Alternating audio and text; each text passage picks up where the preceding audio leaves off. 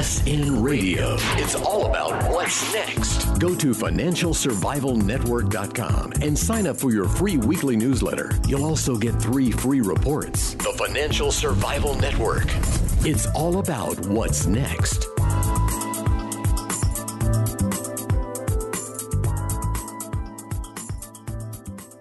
We're back. I'm Kerry Lutz on the Financial Survival Network, and you're not going to believe this one. We've got Aaron Clarey with us, a.k.a.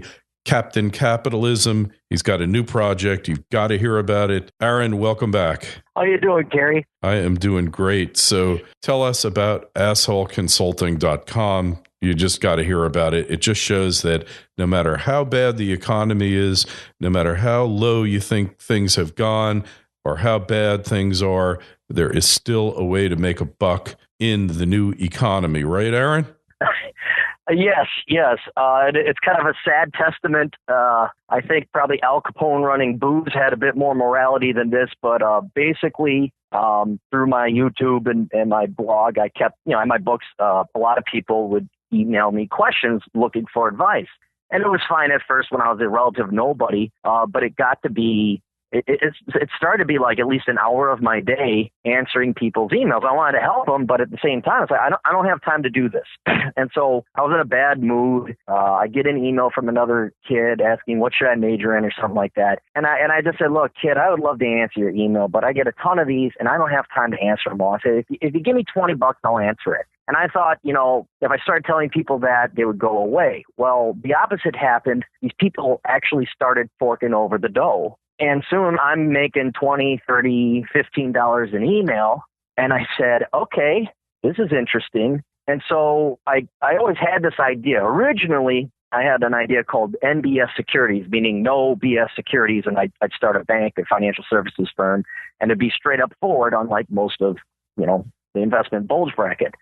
But I kind of tweaked it a little bit, and I ended up saying, well, let's do asshole consulting because frankly, it fits my personality. I don't want to be the typical kind of consultancy where you got a brown nose and kiss rear and all that. And so I got the URL, set up assholeconsulting.com, did it through WordPress, had a contact form. It's a very streamlined, very simple website, and started plugging in on my blog. And now I'm getting about, 2 people a day sending me emails, asking me for advice. And it's great, but the sad testament is the emails I get. It's like, frankly, where was your dad? Where were your parents? Why don't you know about budgeting? Why are you thinking of majoring in English? And whereas, it's kind of funny and humorous, and one of the ironies of American capitalism. Some of the emails I get are very depressing, as it's kind of like a testament to how sad the state is of young people today. Wow. And how long have you been doing this for? About 2.5 months. Just popped up. And this has become successful, hasn't it? It has, because there's no overhead. I mean, I bill out, I try to bill out at roughly $100 an hour. Your average email takes like 10 minutes. And you charge, $20, $25 for it, and it's good money. Sometimes I do a video. A lot of people see me. They'll come from my YouTube channel, and they'll want me to do a YouTube request. So I usually charge an extra $5 for that for uploading and editing. But yeah, it's just for something that I was pretty much doing already. Now I'm billing out at roughly $100 an hour. And there's a market for this, huh? Yes, yeah, and that's the. I guess the sad testament is that there is a market. I don't, take it, say 1952, 1950s, 60s even, there wouldn't be a market for this. You'd have parents raising your kids right. And now I got to be kind of like surrogate dad, or I guess for older brother figure to give these kids advice that they should at least have been taught in the schools. But they're not. They're brainwashed, they're misled, they're being taken advantage of by the education industry. And, when, the worst is when I get an email from a kid, 23, 24-year-old, where they graduate from college, they're $100,000 in debt, they have a degree that's worthless, and they really don't know what to do. They follow the advice of all their elders, all their wise teachers and counselors and all that, and they were led down a path of lies. And so now it's like, how do you salvage your life when you're already a quarter century old? So it's good. We're helping the kids out, but it's a sombering moment. Yeah, well, you're helping these kids, though, right?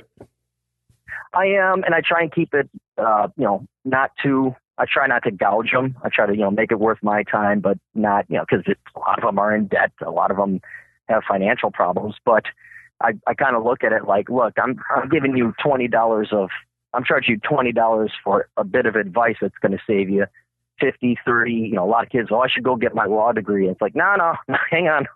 let's stop you right there and save you $150,000 in 3 years of your life right there. So there's definitely a positive rate of return on them. It's just, this is what we should have been doing for our kids the entire time. Right. And, really what you're doing is very practical and very valuable, right? When you get down to it, they're getting a lot more value than just $20 worth, right? Right. They're for the first time, they're getting the truth. And, a lot of it isn't just kids. I got some people who are in business. I want to start a bar. It's like you and everybody else. Some of my female clients, they're like, I want to start a trinket shop. It's like you and everybody else. And it's not that I want to crush dreams. I just want to prevent nightmares. Yeah. And really important things here. Be practical. Figure out the important things here, what you're supposed to be doing here in life, your priorities, all this stuff, right? Correct. And it's if you base your life on lies, you're not going to have a successful life. And I think that's what a lot of people start to realize in their 20s and 30s. But if you start giving people the cold, hard truth, no matter how cold and hard it is the truth. And basing your life and your decisions on reality, it's going to pay much higher dividends and higher rates of return down the road. Mm-hmm. So what's the average client like here, Aaron? What are they like? They kind of generally fall into like 4 or 5 categories. There's, of course, the more tragic ones, like the young kids. They don't know what to do for majoring in college. So that's one. Then you have people who are graduating from college and then you need more career advice. Like, okay, I'm trying to apply for jobs. The labor market sucks. Where do I go? So I provide them a little bit of career counseling. Then there's a fair amount of entrepreneurs. They're like, I'm sick of the rat race. Help me out with entrepreneurship. What should I do? What skills do I need? So I kind of say, well, you really need to learn accounting and all this other stuff. So I kind of guide them in that, things like setting up LLCs, the basics.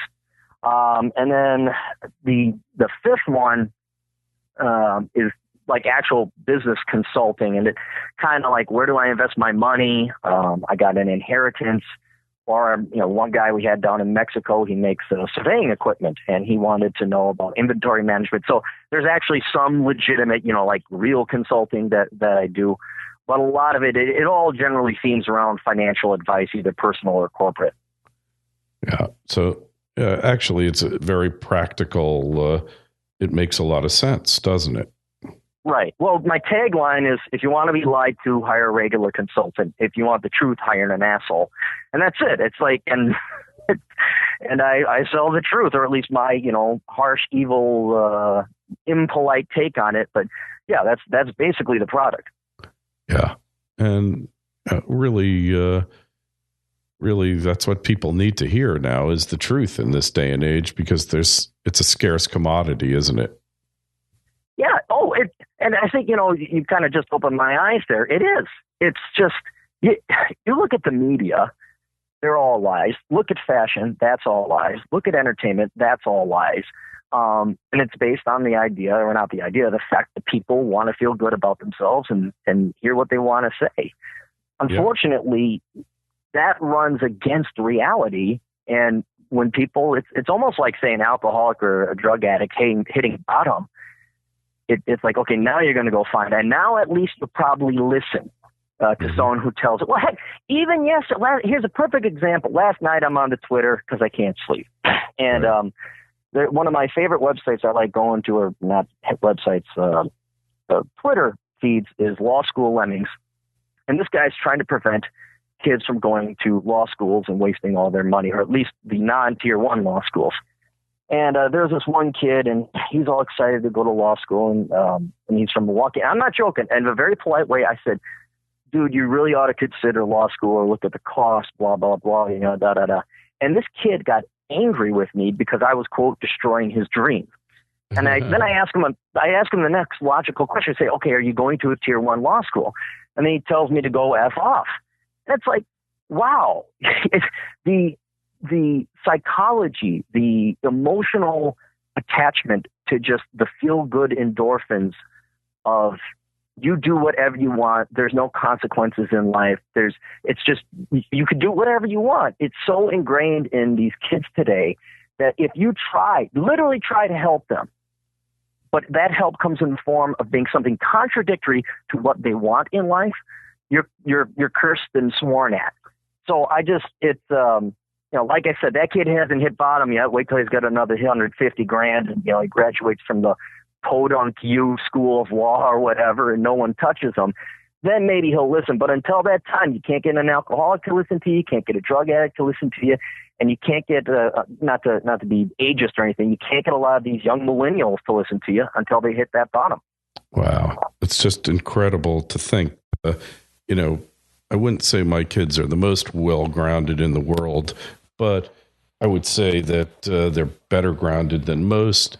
They're fortunate in that they don't have college debt. I made sure of that. And they went to pretty good schools. But, let's face it, these are hard times. And, hey, they could have wound up with a lot of debt. And I think they're more realistic than many of their cohorts out there, because I didn't just give them whatever they wanted. They were angry at the time, but now I'm hearing what you're saying, and kids with a lot of college debt, and they're debt slaves for the rest of their life, Aaron, Right. But see, the difference is, and there's not one kid that is always happy with what the parents say, but you actually, unlike a lot of parents out there, said to your kids, no. And you actually were like, you managed your finances enough to actually help them go through college yourself. Now, not to kiss your rear or anything. Imagine if every dad did that in the United States. You wouldn't have these. You'd have circa the 1950s again. But now you got all these parents. They want to be BFFs with the children. They don't want to have the tough fatherly love. They always want to skew it towards the bribing with cake sort of motherly love. And